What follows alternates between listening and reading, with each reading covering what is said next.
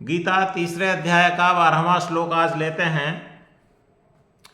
12वां श्लोक, इष्टान भोगान ही ओ देवा दास्यन्ते यज्ञ भाविताः तैर्दत्तान प्रदायेभ्यो यो भुंक्ते स्तेन एव सह। इष्टान भोगान ही ओ देवा दास्यन्ते यज्ञ भाविताः तैः दत्तान अप्रदाय एभ्यो यो भुंक्ते स्तेन एव सह। मैंने संधि विच्छेद कर तोड़ करके बताया सबको। अब इनका अर्थ बताते हैं। इष्टान भोगान ही ओ देवा दास्यन्ते यज्ञ भाविताः। यज्ञ भाविताः देवा, अन्वय कर दे, यज्ञ भाविताः देवाः मतलब यज्ञ से पुष्ट हुए। मनुष्य यज्ञ करता है तो यज्ञ से वो सामग्री देवताओं को प्राप्त होती है, देवताओं का भाग उनको प्राप्त होता है। तो यज्ञ भाविताः, यज्ञ से पुष्ट हुए, यज्ञ से वर्धित हुए देवाः, देवता लोग, ही ओ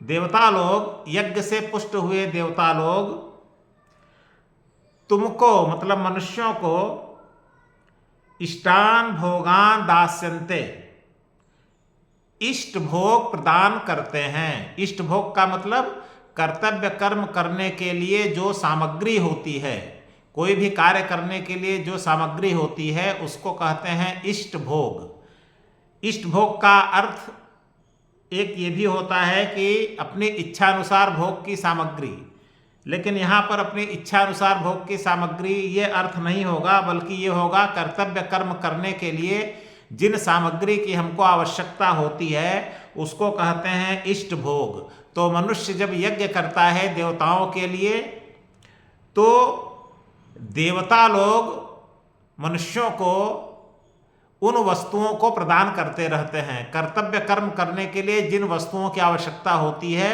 वो देवता लोग प्रदान करते रहते हैं। मनुष्य देवताओं को देता है और देवता लोग मनुष्य को देते रहते हैं। मनुष्य का कर्तव्य है कि वो देवताओं को दे और देवताओं का अधिकार होता है कि देवता लोग मनुष्य को दें। तैर दत्तान, तैहि दत्तान, तैहि मतलब उन देवताओं के द्वारा, दत्तान मतलब दिया गया, उन देवताओं के द्वारा दिया गया।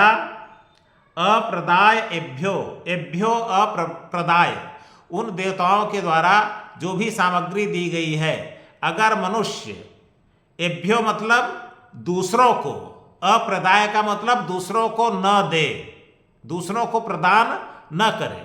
यदि मनुष्य देवताओं के द्वारा जो सामग्री दी गई है, तई क्या मतलब उनके द्वारा, देवताओं के द्वारा, दत्यान मतलब दी गई है, तो उन देवताओं के द्वारा जो सामग्री मनुष्यों को दी गई, अगर मनुष्य दूसरों को बिना प्रदान किए, दूसरों की सेवा में बिना लगाए, अगर यो भुंक्ते, जो मनुष्य खुद भोग करता है, अपने लिए उपयोग कर लेता है, मतलब दूसरों को नहीं देता है, खुद ले लेता है, तो वे मनुष्य कैसे होते हैं? स्तेन एव सह, सह स्तेन एव, वह मनुष्य, स्तेन मतलब चोर, वह मनुष्य चोर होता है। तो कहने का मतलब श्लोक का क्या है कि इसके पहले वाले श्लोक में आया था कि जब सृष्टि का निर्माण हुआ उसी समय ब्रह्मा ने सारे मनुष्यों को और मनुष्य के अलावा और भी जितने जीव हैं, देवता हैं, सबको बनाया और उसी के साथ साथ सभी के कर्तव्य कर्म, किसको क्या कर्म करना है ये भी बना दिया। अब सभी का कर्तव्य है कि जो नियत कर्म उनका है शास्त्रों के द्वारा, उस कर्मों को सभी करे और कर्मों को निष्काम भाव से करे, दूसरों के लिए करे। पिछले श्लोक में ये सारी बातें आई थी। इस श्लोक में क्या आया? इस श्लोक में ये आया कि मनुष्य दो प्रकार से कर्म करता है। एक तो मनुष्य मनुष्यों के लिए कर्म करता है और दूसरा मनुष्य देवताओं के लिए कर्म करता है।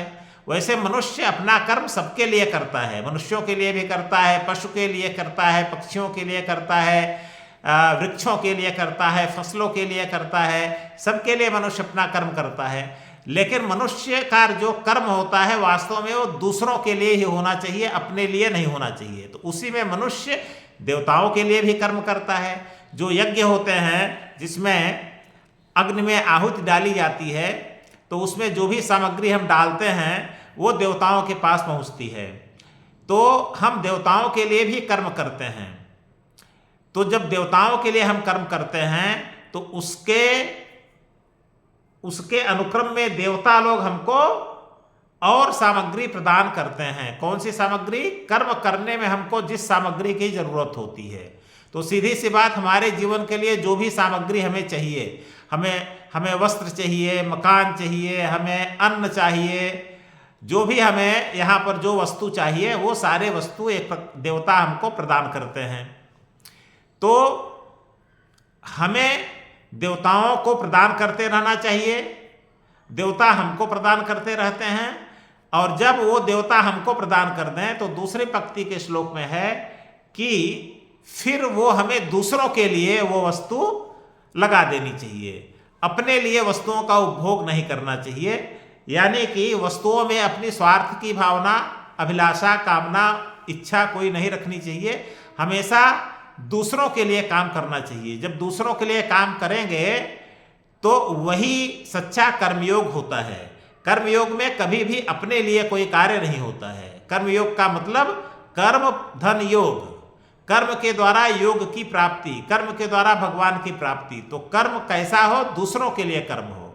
जब दूसरों के लिए कर्म होता है तो वह कर्म, उस कर्म का जो फल होता है वो बंधन कारक नहीं होता है, बांधता नहीं है। दूसरा लाभ ये होता है कि पूर्व जन्मों के भी जो कर्म होते हैं और उनका जो फल रहता है वो भी इस जन्म में मनुष्य को भोगना पड़ता है। तो जब मनुष्य अपने इस जन्म में अपने कर्तव्य कर्मों को निष्काम भाव से, बिना किसी इच्छा से और दूसरों के लिए जब कोई अपना कर्म करता रहता है तो इस जन्म में जो कर्म करता है उसका भी बंधन नहीं उत्पन्न हो पाता है और पूर्व जन्मों के कर्म के बंधन भी समाप्त होने लगते हैं। और तब ऐसी स्थिति में फिर मनुष्य कर्म के द्वारा योग को, मतलब ईश्वर को प्राप्त कर लेता है।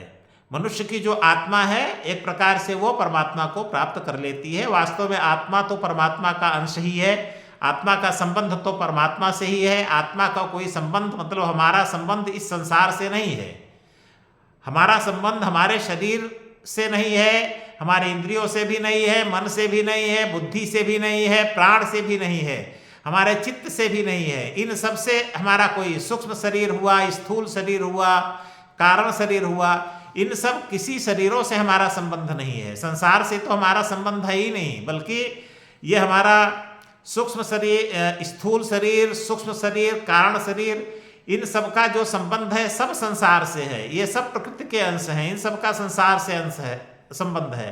तो जिसका जिससे संबंध होता है, जो जिसका अंश होता है, एक प्रकार से वो उसी को जब प्राप्त करता है तभी एक प्रकार से उसको शांति मिलती है। जैसे आत्मा परमात्मा का अंश है, तो जब आत्मा परमात्मा को प्राप्त करेगा, आत्मा जान जाएगी कि मैं वास्तव में ईश्वर का अंश हूँ और हमें ईश्वर में ही अपना सर्वस्व लगाना है, तो फिर उसको कहते हैं कि मोक्ष प्राप्त कर लेना। और शरीर के जितने अंग हैं ये सब, इन सब का उपयोग संसार के लिए होना है। तो शरीर का उपयोग संसार के लिए होना है, जो संसार में पदार्थ, जो वस्तुएं प्राप्त होती हैं उनका उपयोग भी संसार के लिए होना है, दूसरों के लिए होना है। बस यही है कर्मयोग।